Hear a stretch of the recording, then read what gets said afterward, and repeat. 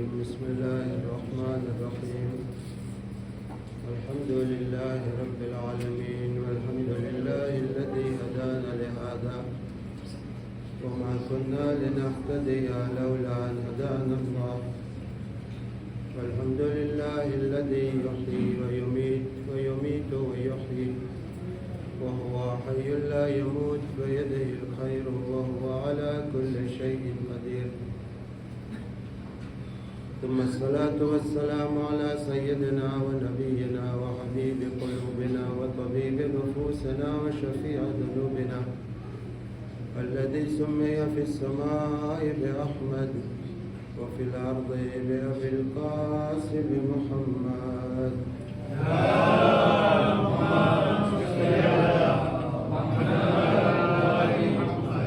وعلى أهل بيته الطيبين الطاهرين المعصومين المظلومين. صلى الله وسلم عليك يا أبا عبد الله الحسين. صلى الله وسلم عليك يا أخت الحسين زينب سلام الله عليها. وعلى المستشهدين مع الحسين يا ليتنا كنا معكم فنفوز فوزا عظيما. بسم الله الرحمن الرحيم. رب اشرح لي صدري ويسر لي أمري واحلل عقدة من لساني يفقه قولي. قال الله تبارك وتعالى في كتابه الحكيم وفرقانه الحميد. بسم الله الرحمن الرحيم. يا أيتها النفس المطمئنة ارجعي إلى ربك راضية مرضية فادخلي في عبادي وادخلي جنتي. آمنا بالله وصدق الله العلي العظيم.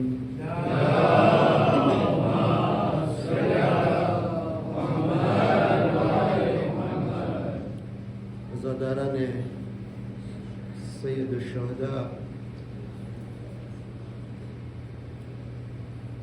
જોતમાં આપણે આજ પહેલા આશરાની આખરી રાતની મજલિસ મનાવવાને માટે ભેગા થયા છીએ. બેશક હકીકતમાં જો જોવા જઈએ તો આપણે જે 10 દિવસ રાત 10 રાત જે પસાર કર્યા યા તો 12-11 રાત જે પસાર કર્યા એ બધી રાતોની અંદરમાં જરૂર મુસીબતો હતી, પણ અહેલે બેત અલૈહિસ્સલાતુ વસ્સલામની મુસીબતો ખાસ હવે શરૂ થાય છે.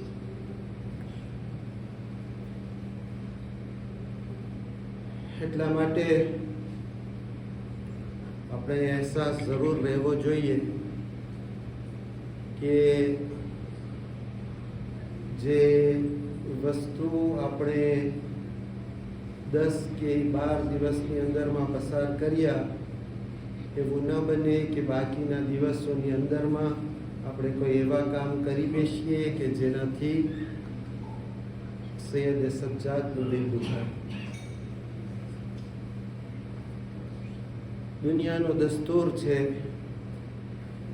અને હર કોમ પોતપોતાની જગ્યામાં જ્યારે આ પ્રમાણે મજલિસો વગેરે બરપા થતી હોય છે અને બહારથી ઝાકીરો આવતા હોય છે ત્યારે જરૂર એનું આ પ્રમાણે કદરદાની થતી હોય. પણ અગર આપણે બધા સાથે મળીને વિચાર કરીએ તો જેટલી પણ કદરદાની છે એના ખાસ હકદાર તો ફક્ત મૌલા હુસૈન છે. કારણ કે અગર આટલી બધી કદરદાની જો અગર કોઈ ઇન્સાનને નસીબ થતી હોય તો એ ઝિક્ર હુસૈન કરી. ઝિક્ર હુસૈનના સદકામાં કુરબાની મૌલાએ આપી છે, પણ એનો કોઈ પણ ઝાકીર કે કોઈ પણ ખાદિમ કે કોઈ પણ ઝાયર એવો નથી કે જેને ફક્ત કદરદાની જ નહીં, ફક્ત કદર જ નહીં, બલકે એના દરથી એવી વસ્તુઓ મળતી હોય છે કે જેનો કોઈ અંદાજો નથી કરી શકતું. મને આ જ કારણ કે આપણો ટાઈમ માશાલ્લાહ બહુ જાજો થઈ ગયો છે, આપણો બયાનને કોન્ક્લુઝનમાં લઈ આવવાનું છે અને બધી વસ્તુઓને સાથે સમેટવાની છે, આ બધી એક જગ્યા ઉપર ભેગું કરી અને એટલું જ આપણે કહેશું કે અલ્હમ્દુલિલ્લાહ. હું આજે જ અમુક ભાઈઓને કહેતો હતો કે માશાઅલ્લાહ તમતાફની જમાત એક મોડેલ જમાત છે અને ઘણી રોનકો જોઈ આપણે, માણસોના સારો સ્વભાવ જોયો, મા બહેનોએ જે પ્રમાણે મહેમાન નવાઝી કરી, ભાઈઓએ જે પ્રમાણે મોહબ્બત દેખાડી, એ ખરેખર એ વાત ઉપર લઈ આવે છે કે શાયદ જમાનાના ઇમામ એ વિચાર કરે કે મડગાસ્કર જવું છે તો ઇન્શાલ્લાહ પહેલે તમતાફ આવશે.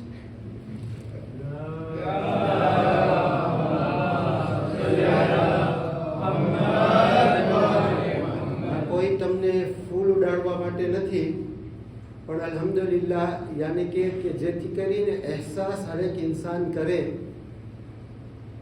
હોદ્દેદારોથી લઈ અને નાના બચ્ચા સુધી, કે આપણને આ બધી વસ્તુઓ જે અહીંયા નસીબ થઈ છે, ચાહે જવાનોનો ધગશ હોય કે બુઝુર્ગોની શિખામણો હોય કે મા બહેનોની આ આઝાદારીની અંદરમાં ભાગ હોય, કે આ માણસો એમાં બની શકે છે કે ઘણા એવા માણસો હશે કે જેની પોતપોતાની તકલીફો હશે, પણ આપણે જરાક અગર વિચાર કરીએ તો એ માણસો કે જે ક્વિઝિનની અંદરમાં હોય, કે જે આઝાદારીના આસપાસમાં જે પણ ખિદમતો આપી રહ્યા છે, એ લોકોને તો આપણે આ મિસાલ આ બધા બયાન મળતા નથી.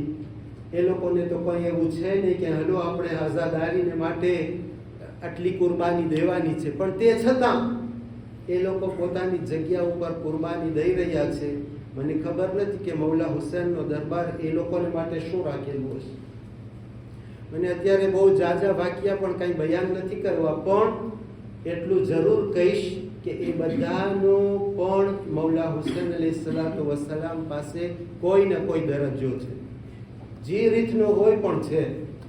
એટલે આ બધી વસ્તુ એક જગ્યા ઉપર ભેગી થવી એ હકીકતમાં ખુદા તરફથી મહેરબાની છે, મૌલા હુસૈન અલૈહિસ્સલાતુ વસ્સલામની અતા છે. એવું ના બને કે આ જે ચીજ તમારા હાથમાં છે, ખુદાવંદ કરીમ કહે છે કે જ્યારે ઇન્સાનને હું કાંઈ આપું છું અને અગર તે શુક્ર નથી કરતો તો હું એ વસ્તુને લઈ લઉં છું, અને જ્યારે લઈ લઉં છું ત્યારે ઇન્સાન વિચારમાં પડી જાય છે કે આ શું થઈ ગયું, આ બહુ મોટી વસ્તુ હાથમાંથી ચાલી ગઈ. તો એટલા માટે થઈ અને આના માટે આપણે બધા એકબીજાને સાથ આપીએ ને કુરબાની નહીં દઈએ તો શું થશે કે આ વસ્તુ આપણા હાથમાંથી ચાલી જશે. અને આટલી બધી વસ્તુ જોઈને ફરીથી બોલવાનું મન થાય છે. મને અગર આના વાતમાં ઇસરાર હું કરી રહ્યો હોય તો હું કહી રહ્યો હતો કે શાયદ અગર એક જ પોઈન્ટ ઓછો હોય તમતાફ જમાતની પાસે તો એ મસ્જિદ છે. ખુદા કરે ઇન્શાલ્લાહ કે આપણે બધાએ આના માટે પણ કોશિશ કરીએ. મસ્જિદનું હોવું એની અંદરમાં કોઈ જાજી કાંઈ તકલીફ નથી. ઇન્શાલ્લાહ એના માટે પણ આપણે થોડીક મહેનત કરશું. જ્યાં સુધી આપણે થોડીક આપણા તરફથી મહેનત ના કરીએ તો ખુદાવંદે કરીમ શાયદ આપણને જે આપેલું છે એની અંદરમાં પણ કહેશે કે નહીં, જે તમને આપી દીધું છે હવે તમે જરાક એક પા આગળ વધો. ને અલ્લાહ પાક ખુદ હદીસે કુદસીની અંદરમાં ઇરશાદ ફરમાવે છે કે અહીં મારા બંદા મિનકલ હરકા વ મિન્નિલ બરકા, તારા તરફથી એક પા, તારા તરફથી જરાક મહેનત અને મારા તરફથી બરકત. કઈ રીતથી થશે, કેમ થશે, બધાય આપણે પોતપોતે અત્યારે જવાબદાર પણ છીએ. અને આપણે જે જાજા વિચારો કરીએ છીએ કંઈ મસ્જિદ થશે તો અહીંયા સવાર બપોર સાંજ રહેવું પડશે ને એવું કાંઈ નથી. જેમ છે એમ જ રહેશે ઇન્શાલ્લાહ. ફક્ત આપણે નજાસતનું ધ્યાન રાખશું અને અમુક વસ્તુઓનું ધ્યાન રાખવાનું છે, એનાથી કોઈ જાતનો ઇન્શાલ્લાહ ફરક નહીં પડે. એટલે આપણે બધાય મહેનત કરીએ.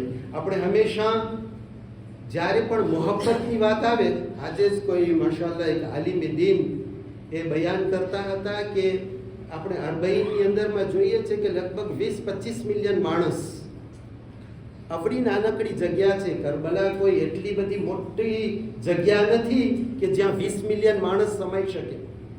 અને એ લોકો પાસે એટલી સગવડો પણ નથી કે જેથી કરી અને એ સગવડોમાં એટલા માણસોને ખાવાનું પણ મળે. માશાલ્લાહ, કોઈ અત્યાર સુધી એ વાત ઉપર નથી શિકાયત કરી કે નહીં અમુક કરબલાના અંદરમાં યા તો અરબાઈનના ટાઈમની અંદરમાં એક પણ રાત ભૂખ્યા સૂતા હોય કે એક પણ ટાઈમ ઉપર કોઈને પાણી ના મળ્યું હોય. તમે વિચાર તો કરો, 20 મિલિયન માણસ એનું આ પ્રોવિઝનમાં દો કેમ થતું હશે? આપણે મગજ કામ નથી કરી શકતો અને જોઈને જ બધાય એમ સમજે છે કે હકીકતમાં આમાં જો ખુદાવંદે કરીમ તરફથી બરકત ના હોય તો આ ચીજ બની જ નથી શકતી. તો એટલા માટે કે ઇન્સાન જ્યારે પણ મોહબ્બતની વાત કરતો હોય ને તો એ મોહબ્બતમાં ઘણી વસ્તુ કરી શકે છે. એટલા જ માટે આપણે જ્યારે ઇમામે હુસૈન અલી ઇસ્લામની મોહબ્બતની વાત કરીએ, મુશ્કેલી શું થઈ ગઈ છે કે દુનિયાએ આપણને મોહબ્બત બીજી રીતથી શીખાડી દીધી. દુનિયા આપણને મોહબ્બત શું શીખાડે? મારાથી મારી ઘરવાળી મોહબ્બત કરે યા તો હું એનાથી મોહબ્બત કરું એટલે એના મગજમાં શું આવે કે ખલાસ, હવે મને ગાડી મળશે, હવે મને પંજાબી મળશે, હવે મને ફલાણું મળશે, બધું મળશે, હું દઈશ શું એ શાયદ મગજમાં ના આવે. હાલાંકે મોહબ્બત આપણને જે ખુદાએ પણ આપણને શીખાડ્યું, ખુદાએ પણ શું કીધું કે મને મોહબ્બત થઈ કે લોકો મને ઓળખે તો મેં શું કર્યું? બનાવ્યું. એટલે ખુદાએ કંઈક આપ્યું. ઇમામે હુસૈન અલૈહિસ્સલાતુ વસ્સલામે પણ મોહબ્બતની વાત કરી તો પોતા તરફથી આપ્યું.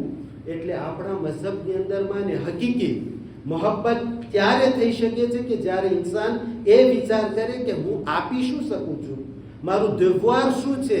દેવવાર મને ખબર પડી જાય પછી હું દુઆની વાત કરું. જ્યારે ઇન્સાનના ઝહેનની અંદરમાં મોહબ્બતનો આ મતલબ આવી જશે ત્યારે જ ઇન્સાનની અંદરમાં આજે માશાલ્લાહ એક્યતાની વાત થાય છે, માશાલ્લાહ આપસમાં એકબીજાની મોહબ્બતની વાત થાય છે. સારી ઘરની અંદરમાં હોય કે કોમની અંદરમાં હોય કે ફેમિલીની અંદરમાં હોય કે કબીલામાં હોય, બધે જગ્યાએ અગર બધાય પોતપોતાની જગ્યામાં એ વિચારતા થઈ જાય કે આ હું જે મોહબ્બતની વાત કરું છું, હું હવે મારી જવાબદારી સમજું કે હું અગર આ બધા આસપાસના લોકોથી મોહબ્બત કરું છું ઇમામે હુસૈનની મોહબ્બતના કારણે, તો હું એ વિચાર કરું કે હું આના માટે દઈ શું શકું છું, આના માટે હું કરી શું શકું છું, ભોગ શું આપી શકું છું. જ્યારે એ વસ્તુ તરફ ઇન્સાન આવી જશે ત્યારે જ કોમની અંદરમાં એક્યતા પણ આવશે, કોમ પ્રગતિ પણ કરશે અને કોમ આહિસ્તા આહિસ્તા ઊંચી જશે. એટલે આપણે અમુક વસ્તુ તરફ વધારે ધ્યાન આપીએ, વધુ કોશિશ કરીએ. અને આપણે જ્યારે હવે કારણ કે આપણને સમેટવાનું છે બયાન આપણું, એટલે હું કોશિશ કરું છું કે આપણે બે ત્રણ વાત આપણને હું કરી દઉં. જ્યારે આપણે કોઈ કામ શરૂ કર્યું હોય અને જ્યારે કામનો ટાઈમ લગભગ પૂરો થવા આવે તો હર ઇન્સાને વિચાર કરે કે આ કામ મેં જે કર્યું છે એ કામ કામયાબ થયું કે ના થયું. એટલે ઇન્સાન જ્યારે અઝાદારી શરૂ કરે તો 12 દિવસ જેનો પહેલો ભાગ અઝાદારીનો છે તો એને પણ મગજમાં આવવું જોઈએ કે હું આટલા દિવસ સુધી આટલી મહેનત કરી, એટલી કોશિશ કરી, તો મારી આ આઝાદારી કબૂલ થઈ હશે કે નહીં થઈ હોય. તો એ કેમ ખબર પડે કે ઇન્સાનની આઝાદારી કબૂલ થઈ કે ના થઈ? દુનિયાનો દસ્તુર છે કે જ્યારે કોઈ માણસ, યા તો આપણે એક વાક્યથી જ આ વસ્તુને સમજી લઈએ કે બે જવાન દીકરા એક ગામમાંથી 12 ગામ ભણવા ગયા અને બંને દીકરા ડોક્ટરીનું ભણવા ગયા. હવે 4, 5 વર્ષ 7 વર્ષ જે ભણવાનું હતું એ ભણી લીધું અને ભણીને પાછા વૈરા તો લગભગ બેયનો ટાઈમ થઈ ગયો હતો અને બે હકીકતમાં ડોક્ટરી પૂરી કરી લીધી હોય. ત્યાંથી આવ્યા તો શું થયું કે એક દીકરાના ઘરે યા તો એક જવાનને ત્યાં બારે એક જગ્યા ઉપર બોર્ડ લખાણો કે ડોક્ટર ફલાણું, બીજા જે જવાન હતો એને ત્યાં કાંઈ ના લખાણું. તો માણસો વિચાર કર્યા કે આ બંને ડોક્ટરી ભણવા ગયા હતા, આ શું થયું? તો સમાચાર મળ્યા કે નહીં, આ જે પહેલો આવ્યો છે એ ડોક્ટરીનો હવે ડોક્ટર થઈ ગયો અને બધાના ઈલાજ કરવાનું શરૂ કર્યું. એટલે મતલબ શું થયો? ડોક્ટર બની ગયો, ડોક્ટરની સર્ટિફિકેટ મળી ગઈ એટલે બીજા લોકોના ઈલાજ કરવાનું શરૂ કર્યું. બીજાની તપાસ કરી તો કે એને ડોક્ટરીનો ડિપ્લોમા મળ્યો નહીં, એટલે એણે બોર્ડ નથી નાખ્યો, એટલે પોતે ઈલાજ નથી કરી શકતો. કહેવાનો મતલબ શું? કહેવાનો મતલબ એ કે અગર ઇન્સાન કોઈ કામ કરવા જાય કે કોઈ વસ્તુ શીખવા જાય, જો એને સર્ટિફિકેટ મળી હોય તો શું થાય કે એ ડોક્ટર મિસાલ કામ કરવા લાગે. પણ જેને ના મળી હોય એ ડોક્ટરને મિસાલ કામ ના કરે. મને અગર જાણવું છે કે મારી આઝાદારી કબૂલ થઈ, તો શાહઝાદીએ મને સર્ટિફિકેટ આપી, તો શું થશે? સર્ટિફિકેટ મળી તો હુસૈનના આઝાદાર જેવા કામ કરીશ. જો એ કામ કરતો થઈ ગયો તો એનો મતલબ એ કે અલ્હમ્દુલિલ્લાહ મને શાહઝાદીએ સર્ટિફિકેટ આપી. હજી કામ નથી કરતો આઝાદાર જેવા, તો એનો મતલબ એ થયો કે શાયદ મારી આઝાદારીની અંદરમાં હજી કઈ ખામી રહી ગઈ છે. એટલા માટે શાયદ મને હજી સર્ટિફિકેટ નથી મળી, એટલે હું હુસૈનના આઝાદાર જેવા શાયદ કામ નથી કરી શકતો. તો આ બહુ સિમ્પલ વસ્તુ છે, મગજની અંદરમાં આવે એવી વસ્તુ છે. એટલા માટે થઈ અને આપણે હંમેશા એ વસ્તુનું ધ્યાન રાખીએ કે આપણે આ જે સરમાયો મૌલા હુસૈન અલૈહિસ્સલાતુ વસ્સલામ તરફથી મળ્યો છે, જે આ દોલત મળી છે, એ દોલત બહુ કિંમતી વસ્તુ છે અને એના થકી જ આપણે આગળ વધી શકીએ છીએ. અને જ્યાં સુધી આ વસ્તુ નહીં મળે આપણને, ત્યાં સુધી આપણી કોમ પણ કામયાબ નથી થઈ શકતી અને આપણે આગળ નથી વધી શકતા. સલ્લુ અલા મુહમ્મદ વ આલે મુહમ્મદ.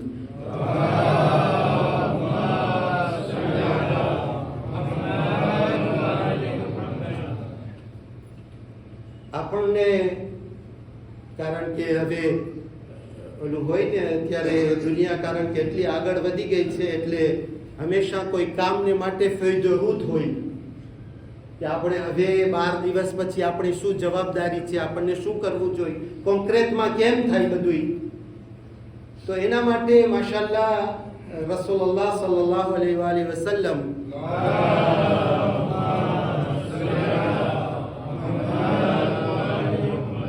એક હદીસ આપણને મોકલાવી છે કે જે હદીસની અંદરમાં એક માણસને, એક ગ્રુપને સમજાવે છે કે આ ફલાણી ઉંમરથી ફલાણી ઉંમર સુધીના માણસની જવાબદારી શું છે, ફલાણા વર્ષથી ફલાણા વર્ષ સુધી શું જવાબદારી છે. જેમ કે એની અંદરમાં 20 વર્ષથી એટલે જવાન જ્યારે થાય ત્યારથી શરૂઆત છે કે 20 થી 30 વર્ષ સુધી ઇન્સાનને આ ટાઈમની અંદરમાં શું કરવું જોઈએ, 30 થી 40 વર્ષ. હવે હું પૂરું જો લિસ્ટ બયાન કરવા જઈશ તો આપણો ટાઈમ બહુ જાજો થઈ જશે, એટલે હું ઇન્શાઅલ્લાહ કોશિશ કરીશ કે ફ્રેન્ચીમાં લખેલું અહીંયા પ્રમુખ સાહેબને કે જેને પણ સરખે આવશે હું આપી દઈશ, કે જેથી કરી અને ગ્રુપની અંદરમાં નીકળી જાય તો બધાને ખબર પડી જાય કે હવે આપણે ક્યાં ગ્રુપની અંદરમાં છીએ. આપણને સમજ પડી જાય કે નહીં, હવે આ ટાઈમની અંદરમાં મારો મકસદ, મારો સ્લોગન આ છે, મારી દેવીઝ આ હોવી જોઈએ.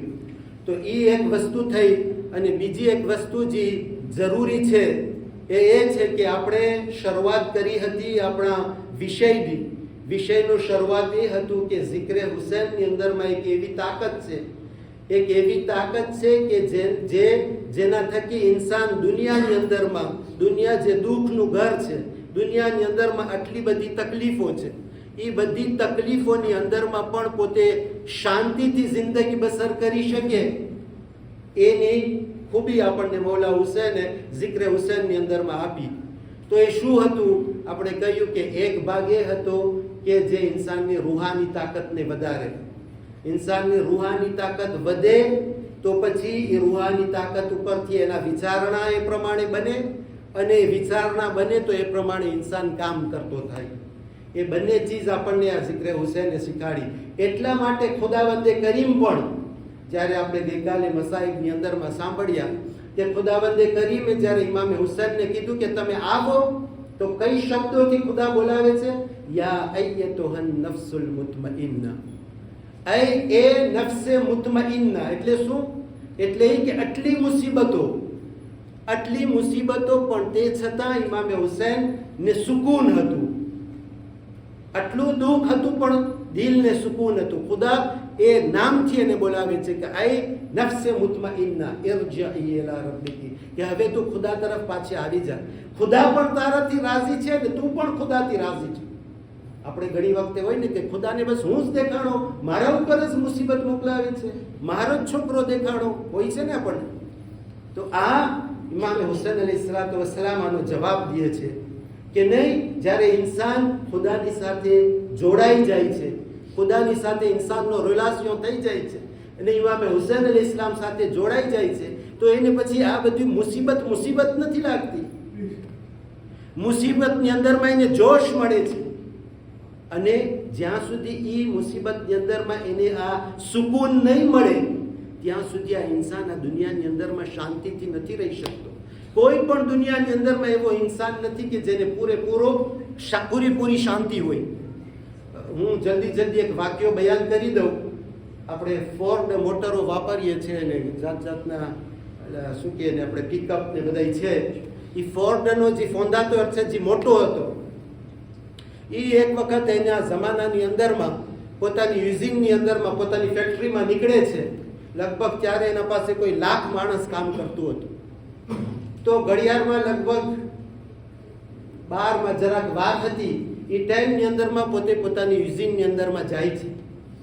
હવે ને ત્યાં આપણને ખબર છે ને કે દસ્તુર મુજબ 12 થી 1 લગભગ જમવાનો ટાઈમ હોય. તો એ 12:05 આવે છે અને લગભગ જરાક વાર 5 મિનિટ થાય છે, ઊભો છે, બધાને જોઈ છે. 5 મિનિટ થાય છે અને એ સોનરી ટંકોરી વગડે છે કે હવે પોઝનો ટાઈમ છે, હવે જમવાનો ટાઈમ છે. તો એની જગ્યા ઉપર બેઠો એક દૂર એનો પોતાનો કામ કરવા વાળો છે ને જોઈ છે. તો ઓલો ભાઈ શું કરે છે, પોતાનું બધી વસ્તુને રાખે છે અને પહેલે તો એ નાનકડો મુસલ્લો લઈને એની નમાઝ પડે છે. નમાઝ પડીને પોતાની કંઈક નાનકડી કાંતીન હતી, કાંતીનમાંથી પોતાનું જમવાનું કાઢે છે અને બે જમે છે. જમી લીધા પછી બધું રાંઝે કરીને જરાક વાર એ જ એના ઓલા મુસલ્લા ઉપર સૂઈ જાય છે. 10-12 મિનિટ સૂઈ જાય છે, પાછો ઉઠે છે. ઉઠીને એનો ચાય હોય કે કફે હોય જે હોય પોતે નાખી અને પાછો પીએ છે. પીને બધું રાખી અને 1 વાગે પાછો પોતાના બ્યુરો ઉપર કે 1-3 મિનિટે પાછો પોતાના બ્યુરો ઉપર બેસી જાય છે. આ શેઠ જોઈ રહ્યો છે, આ બધું 1 કલાકની વાટ જોઈ રહ્યો છે. અને જ્યારે પોતે શરૂઆત કરે છે પાછા કામની, તો એના બાજુમાં આવે છે અને એને કહે છે કે અગર તું મને આ તારી પાસે જે ખૂબી છે એ તું મને દઈ દે. ના, પેલે એને કહે છે કે તું સૌથી ખુશનસીબ ઇન્સાન છું. કહે છે કે શેઠજી, હું તમારો કામ કરવા વાળો, તમારા પાસે 1,00,000 કામ કરવા વાળા, આટલી તમારી પાસે સહુલતો, તો ખુશનસીબ તમે છો કે હું છો? તો કે ના, તું ખુશનસીબ છો. કે શા માટે? તો એ કે હું અત્યારે 1 કલાકથી તને જોઈ રહ્યો છું, હું બધું જોયું તે જેમ કર્યું. અગર તારી પાસે આ જે ખૂબી છે એ મને મળી જાય તો મારી આ અડધી દોલત તને દઈ દઉં. તો કે શું મારી પાસે શું છે? તો કે તે માશાલ્લાહ નમાઝ પણ પડી, તે અલ્હમ્દુલિલ્લાહ ખાવાનું પણ ખાધું અને તને નીંદર પણ આવી ગઈ 10-12 મિનિટની અને તે ચાય પણ પીને આરામથી તું કામે ચડી ગયો. આ 1 કલાકની અંદરમાં હું 3 ચમચા જમી પણ નથી શકતો. એ જમવાને માટે મને કેટલી દવાઓ લેવી પડે છે, કેટલી વાર ઇંતજાર કરવો પડે છે અને ત્યાર પછી હું 3 કે 4 ચમચા જમી શકું છું. સુવાની વાત તો બહુ દૂર છે. આ 10 કે 15 મિનિટ સૂવું એ મારા માટે પોસિબલ નથી. આ 10-15 મિનિટ સુવાને માટે મને કમસે કમ 2 કલાક પહેલા તૈયારી કરવી જોઈએ, ત્યારે મને 15 મિનિટની નીંદર આવે છે. તો એ કે આ આટલી શાંતિ જે તારા પાસે છે એ અગર જો તું મને દઈ શકતો હોય તો મને દઈ દે, આ બધું હું તને દઈ દઉં. કહેવાનો મતલબ એ છે કે ઇન્સાનને પાસે બધી સહુલતો આવી જાય, પણ તે છતાં કોઈ ઇન્સાન એવો નથી દુનિયાની અંદરમાં કે જેને પૂરેપૂરી શાંતિ હોય. કોઈની પાસે દોલત છે તો એના પાસે તંદુરસ્તીની દોલત નથી, કોઈની પાસે આ દોલત છે તો ફલાણી વસ્તુ નથી. એટલે આ દુનિયાને ખુદાએ એવી રીતના બનાવી છે કે ઇન્સાન ફક્ત આ દુનિયામાંથી બસ પસાર થઈ જાય, ફક્ત આ ટ્રાન્ઝિટમાંથી પસાર થઈ જાય. ટ્રાન્ઝિટની અંદરમાં ઇન્સાનને કોઈ દિવસ શાંતિ હોતી નથી. એ જ્યાં સુધી એના મકસદ સુધી પહોંચે ના, એના ગામમાં પહોંચે ના, ત્યાં સુધી ઇન્સાનને શાંતિ મળતી નથી. પણ જે ઇન્સાન બેદાર હોય તો એ ટ્રાન્ઝિટમાં પણ પોતાની બધી સગવડો પહેલેથી કરીને આવે છે. એટલા માટે થઈ અને આપણને પણ એ ખુદાએ સમજાવ્યું, ઇમામે હુસૈને સમજાવ્યું કે આ દુનિયાની અંદરમાં તમને શાંતિથી રહેવું છે, તો તમને સુખી રહેવું છે, તો સુખ તમને ત્યારે જ મળશે કે જ્યારે તમારા દિલને શાંતિ હશે.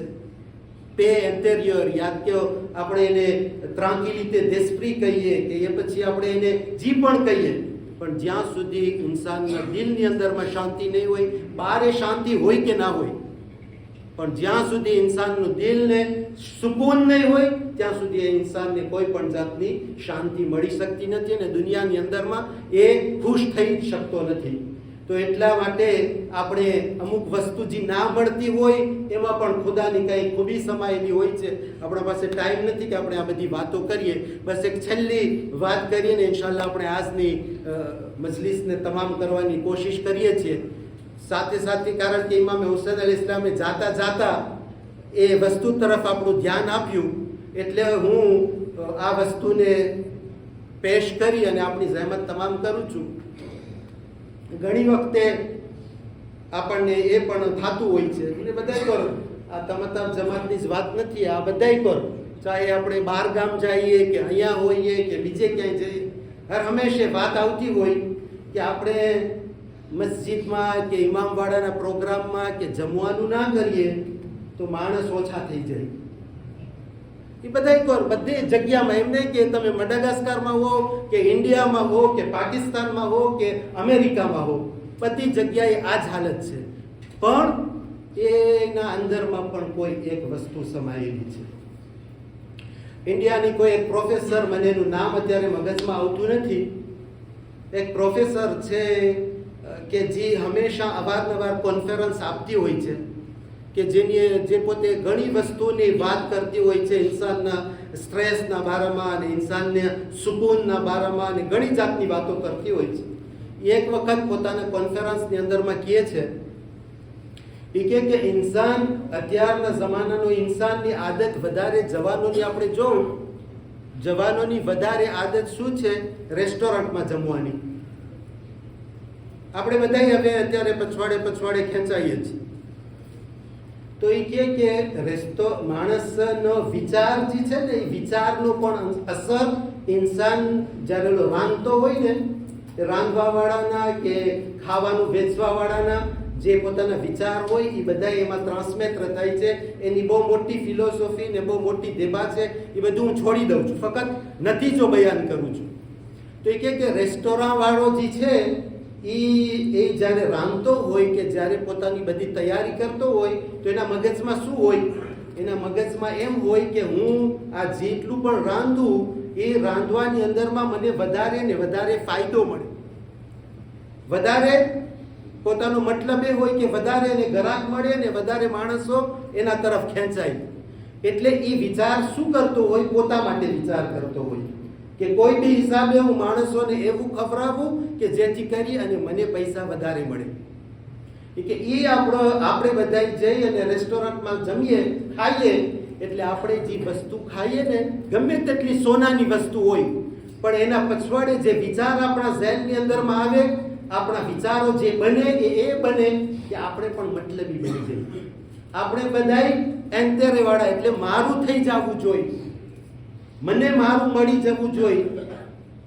એટલે ઇન્સાન વધારે ને વધારે, આપણે એગોઇસ્ટ તો ના કહીએ, પણ એવો ઇન્સાન થઈ જાય કે જે ફક્ત પોતાનું સોચતો થઈ જાય, પોતાનું વિચારતો થઈ જાય. અત્યારે આપણે બધાય આ જમાનાની હાલત તમે જોવો તો આપણે વધારે ભાગે એ જ દેખાય છે, બધાય પોતપોતાનું વધારે સોચતા હોય, પોતપોતાનું વધારે વિચારતા હોય. પછી કે આપણે ઘરે જમીએ તો માં જ્યારે ખાવાનું પકાવતી હોય ત્યારે માના દિલમાં એ ના હોય કે આ પકાવવાથી મને કઈ ફાયદો થશે. માં એ વિચારતી હોય કે હું કઈ રીતથી આની અંદરમાં મહેનત કરું કે જેથી કરી મારી ઔલાદો અને મારું શૌહર કે મારું ફેમિલી મોહબ્બતથી ખાઈ શકે, એ લોકોને સારી વાનગીઓ પેશ થઈ શકે, એ લોકોને સારી વસ્તુઓ મળે. એટલે માં હંમેશા એ વિચારથી રાંધતી હોય કે બીજાને દે, પોતાની ઔલાદને દે, મોહબ્બતનો વિચાર કરતી હોય. તો કે જ્યારે ઇન્સાનને ઘરે જમવાની આદત થાય તો એને એ વિચારણા મળે કે જે માના વિચારણા હોય છે. એમાં મતલબની વાત ના હોય. માને એમ ના હોય કે આ સારું બનશે તો ઘરેથી મને મારો શૌહર વધારે પંજાબી લઈ દેશે, એ મગજમાં ના હોય. કે મારી ઔલાદ સારું જમશે તો ને મારું વધારે માન રાખશે, એ મગજમાં ના હોય. મગજમાં ફક્ત એ હોય કે મારી ઔલાદ અને મારા શૌહર ને મારી ફેમિલી કઈ રીતથી સારી વસ્તુ ખાઈ શકે અને એ લોકોનું દિલ રાજી થાય. તો જ્યારે ઇન્સાનને ઘરે જમવાની આદત હોય તો એ વિચારણા એના અંદરમાં પેદા થાય. અને જ્યારે ઇન્સાનને કોઈ એવી જગ્યા ઉપર કે જે મુકદ્દસ જગ્યા હોય, જેમ કે ઇમામે હુસૈન અલી ઇસ્લામનું ન્યાસ, તો ઇમામે હુસૈન અલી ઇસ્લામના ન્યાસની અંદરમાં અગર કોઈ માણસ આવીને જમતું હોય તો એમાં શું વિચાર હોય? એમાં એ વિચાર તો હોય જ નહીં કે નહીં આપણે ન્યાસ કરીએ કે જેથી કરીને આપણને મતલબ મળે, કાંઈ નહીં. આપણે એની અંદરમાં વિચાર એ જ હોય કે આ ન્યાસ એટલા માટે આપણે પકાવીએ છીએ કારણ કે ઇમામે હુસૈનનું ન્યાસ છે. ઇમામે હુસૈનની કદાસત, ઇમામે હુસૈનની પરેશગારી, ઇમામે હુસૈનની તહારત, આ બધી વસ્તુ ઇન્સાનના ઝહેનમાં હોય. અને આપણે ઘણી જગ્યાએ આપણે જોયું છે કે જ્યારે ઇમામે હુસૈનના ન્યાસ પકાવવાની વાત હોય તો આપણે બહુ ધ્યાન રાખતા હોય, કારણ કે મુકદ્દસ વસ્તુ છે, ઇમામે હુસૈનની પાકીઝગીની વસ્તુ છે. એટલે આની અંદરમાં ઓલું માન વધારવાની વસ્તુ છે. શા માટે હું આ ન્યાસ પેશ કરું છું આટલી મહેનતની સાથે? એમ નથી કે મને કંઈ પૈસા મળવાના છે, પણ કારણ કે હુસૈનના આઝાદારને દેવાનું છે. આ હુસૈનની નોકરી છે, એના માટે હું આ ન્યાસ આપી રહ્યો છું. એટલે ઇન્સાનની અંદરમાં કદાસત પેદા થાય, ઇન્સાનની અંદરમાં તહારત પેદા થાય, ઇન્સાનની અંદરમાં એ વિચારો પેદા થાય કે જે ઇમામે હુસૈન અલૈહિસ્સલાતુ વસ્સલામે આપણને જે વિચારો કરવાનું કહ્યું છે એ વિચારો પેદા થાય. એટલે કહેવાનો મતલબ એ છે કે આપણે આ ન્યાસને પણ કોઈ નાની વસ્તુ ના સમજીએ. અને એટલા જ માટે આપણા ઘણા ઇમામોએ નોખી એની મૂડીની અંદરમાં એક નોખી રકમ રાખી અને વસિયતો કરી છે એની ઔલાદોને કે તમે હુસૈનના આઝાદારની આ પ્રમાણે આઝાદારી કરાવજો, તમે આ પ્રમાણે લોકોને ખવડાવજો. તમે જોયું છે કે અરબઈની અંદરમાં કેટલું ન્યાઝ હોય છે, કેટલા માણસો, કેટલી કઈ રીતથી રંધાતું હોય છે. કોઈ એ વિચાર નથી કરતું કે નહીં આ લોકો આમ છે કે આ લોકો આમ છે. એટલે આ ન્યાઝની અંદરમાં પણ ખુદાવંદે કરીમે કોઈ એવી બરકત રાખેલી છે. ઘણા માણસો ફક્ત ન્યાઝ ખાઈને પણ એવા રસ્તા ઉપર આવી ગયા છે કે જેની કોઈ હદ નથી. આપણા પાસે વાક્યાના ટેમ નથી, નકર તો આપણને એવા વાક્યાઓ છે આપણી પાસે કે ફક્ત ન્યાઝ ખાધું.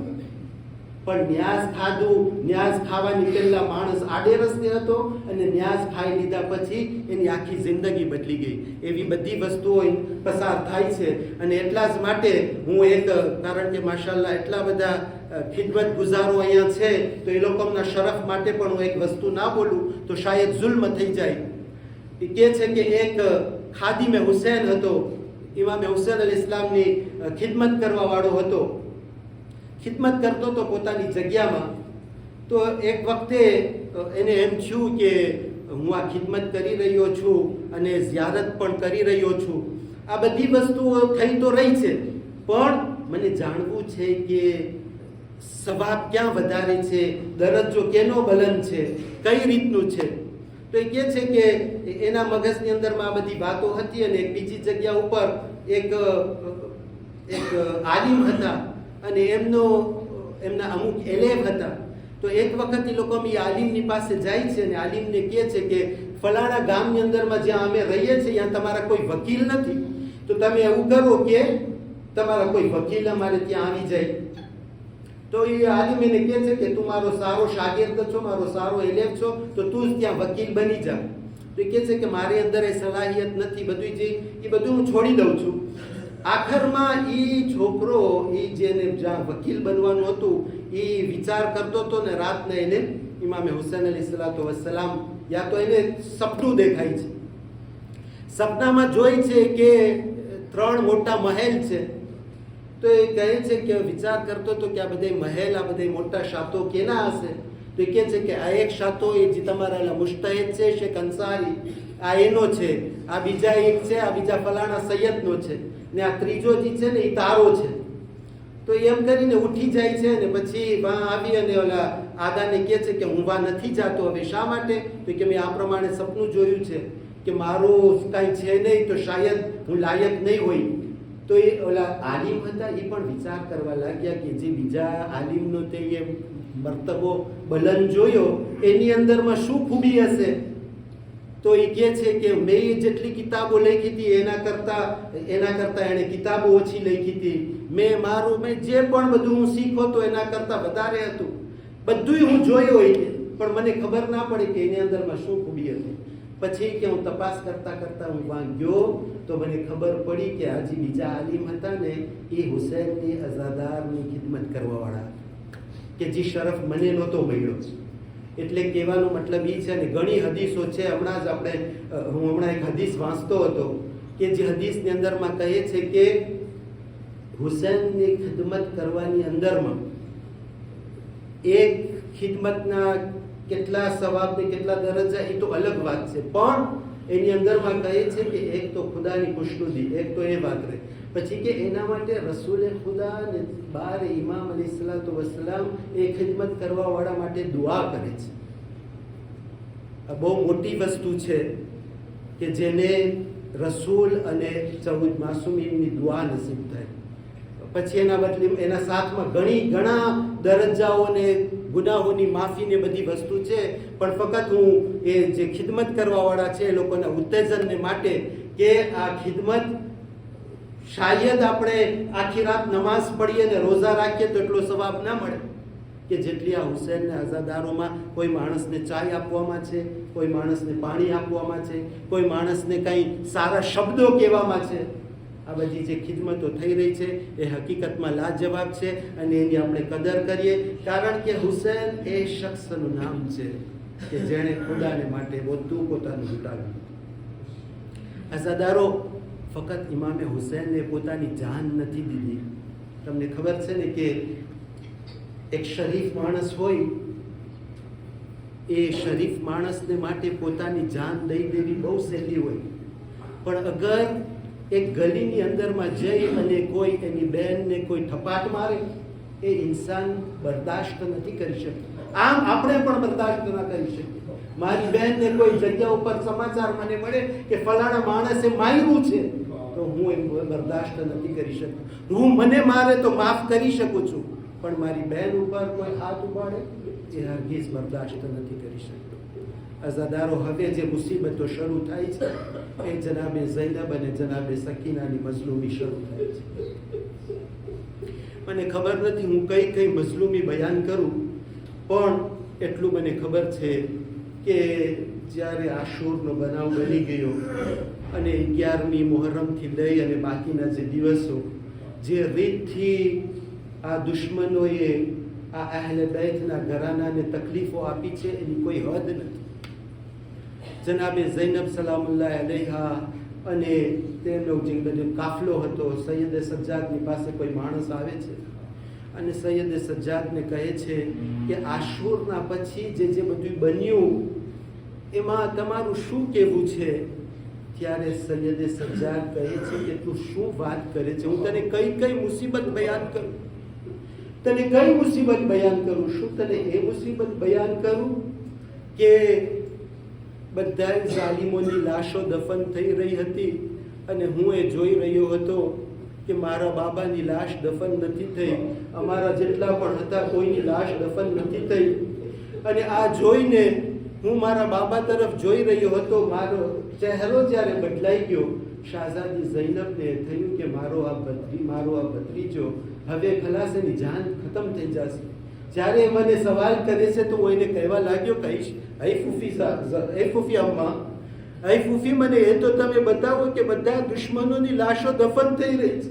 મારા બાબાની લાશ 3 દિવસ ત્યાં બેગોરો કફન આ હાલતની અંદરમાં અને હું જવાન દીકરો એને જોઈ રહ્યો છું અને દફન નથી કરી શકતો. અઝાદારો મારા માટે જનાબે સૈયદે સજ્જાદ કહે છે કે મારા માટે આ બહુ કઠિન મંઝિલ હતી.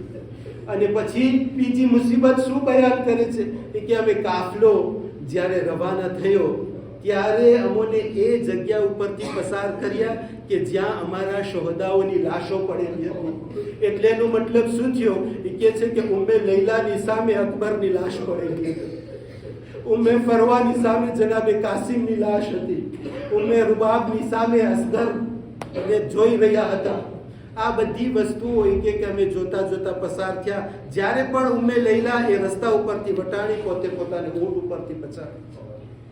જ્યારે ઉમ્મે ફરવાઈ જનાબે કાસિમની લાશ જોઈ પોતે પોતાને પછાડે છે. આ બધાય આ પ્રમાણે બીબીની હાલત હતી. અને હદ તો એ હતી, એ કહે છે કે કાફલો આગળ વધતા વધતા એક ટાઈમ એવો આવ્યો કે ઇમામે હુસૈન અલૈહિસ્સલાતુ વસ્સલામનો નેઝો રોકાઈ ગયો, આગળ વધતો ન હતો. એવામાં દુશ્મન આવી અને સૈયદે સજ્જાદ કહે છે કે મારી પાસે દુશ્મન આવ્યો અને દુશ્મન મને ધમકીઓ આપવા લાગ્યો, મને ચાબુક મારવા લાગ્યો. એક મને કહે છે કે તમારા બાબાનો જનાઝો, તમારા બાબાનો આ નેઝો કેમ આગળ વધતો નથી? તો એ કે હું હાથ કડીમાં પગમાં બેડી અને હું મારા બાબાના સરની પાસે જાઉં છું અને કહું છું, આઈ બાબા, હવે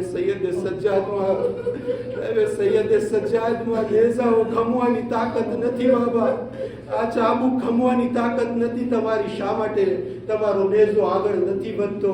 તો એ કે મારા બાબાના સરથી આવાજ આવતી હતી કે મારી સકીના પડી ગઈ છે, મારી સકીના ઊંટ ઉપરથી પડી ગઈ છે.